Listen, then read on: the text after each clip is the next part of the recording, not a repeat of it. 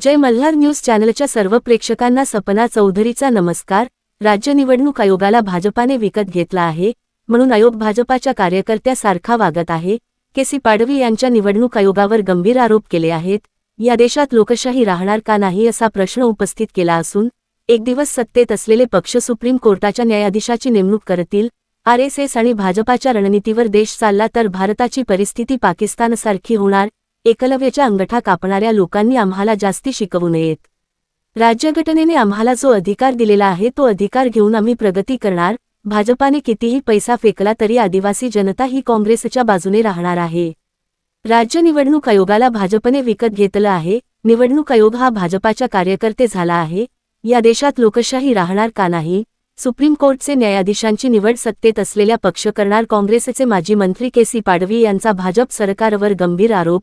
राज्यात नगरपालिकेचे निवडणुका संपल्यानंतर महापालिकेच्या निवडणुका सुरू झाल्या आहेत, मात्र राज्य निवडणूक आयोग हा भाजपाच्या कार्यकर्त्यासारखा काम करत आहेत, तर सत्तेत असलेले पक्षही हुकुमशाही सारखे वागत असून येणाऱ्या काळात सुप्रीम कोर्टाच्या न्यायाधीशांची नेमणूक सत्तेत असलेले पक्ष करतील, अशी भयानक परिस्थिती या देशात निर्माण झाली आहे।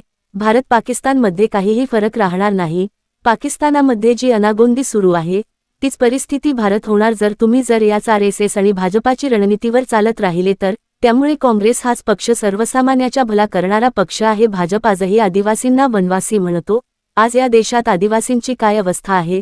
त्यामुळे आदिवासींना शिक्षण घेऊन द्या, मात्र भाजप राज्यघटना संपून आदिवासींना संपवणार का? अंगठा कापणाऱ्यांनी आम्हाला जास्ती शिकवू नाहीत। राज्यघटनेने आम्हाला जे अधिकार दिलेले आहेत ते घेऊन आम्ही प्रगती करणार। माजी मंत्री केसी पाडवी यांच्या भाजपावर गंभीर आरोप केले आहे। सपना चौधरी, जय मल्हार न्यूज, नंदुरबार। लोकांना इथली जी जनता आहे, आदिवासी जनता, ही तर निश्चितपणे, मी काले बोललो, नाईक साहेब त्यांच्या मृत्यूपर्यंत कुठल्या पक्षात का गेले नाही, तर तत्व आहे काँग्रेसचं तत्व घेऊन, आणि मग इथला जो सामान्य माणूस आहे तो सुद्धा काँग्रेस बरोबर सातत्याने राहिलेला आहे। आणि काँग्रेस हाच पक्ष आदिवासींचं भलं करणार आहे, आदिवासींना सांभाळणार आहे। आदिवासींना इतर पक्षांनी त्यांनी भाजप सारखे आम्हाला आधी वनवासी म्हणतात ना, आदिवासी सुद्धा म्हणत नाही। म्हणजे मग आमचं त्यांना असं वाटतं की आम्ही आदिवासी या देशात क्लेम करू। अरे बाबा, या देशात आमचं काय अवस्था आहे? आम्हाला विकास करायचा आहे, आम्हाला आमचं शिक्षण करायचं आहे, आम्हाला शिक्षण तर घेऊ द्या। राज्यघटना संपवून तुम्ही आम्हाला संपवणार का?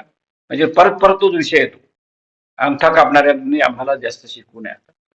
राज्यघटना आमची मायबाप आहे आणि राज्यघटनेने आम्हाला जे आदेश दिले ते आम्ही घेऊन आम्ही प्रगती करू। आणि काँग्रेस पक्ष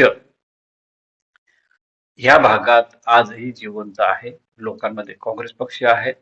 राहिला आर्थिकचा प्रश्न, आर्थिक पैसे फेकतील तरी सुद्धा लोक काँग्रेसला मतदान करतील। शहरात तुम्ही आता संजय राऊतांनी परवा सांगितलं 20-25 कोटीचं बजेट नगरपालिकेला आहे, 100-150 कोटी तुम्ही प्रचाराला तुम्ही तिथे खर्च करताय, कशासाठी? आमच्या एवढं ताकदवान या देशात कोणी नाही, या भागात कोणी नाही, हे सिद्ध करण्यासाठी। अरे पण का लोकांनी सुद्धा शिक्षण करण्याची गरज आहे। पण ते तुम्ही पत्रकार म्हणा, बाकी सगळ्यांनीच करण्याची गरज आहे। लोकांना कळलं पाहिजे की आपण हे पैसे घेऊन मतदान करतो, फार चुकीचं आहे। पैशांशिवाय टीएन सेशन उगाच होता का?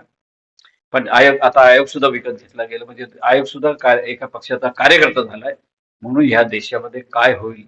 लोकशाही राहणार की नाही? इथून प्रश्न निर्माण होतो। आयोग तुम्ही एखाद्या सुप्रीम कोर्टाला सुद्धा बार्गेन करायला होतं। उद्या उठून जजेसची निवड सुद्धा तुम्ही पक्ष करणार, सत्ताधारी पक्ष करणार, म्हणजे किती भयानक या देशामध्ये। हा देश संपून जाईल। भारत पाकिस्तानमध्ये काय फरक राहणार नाही।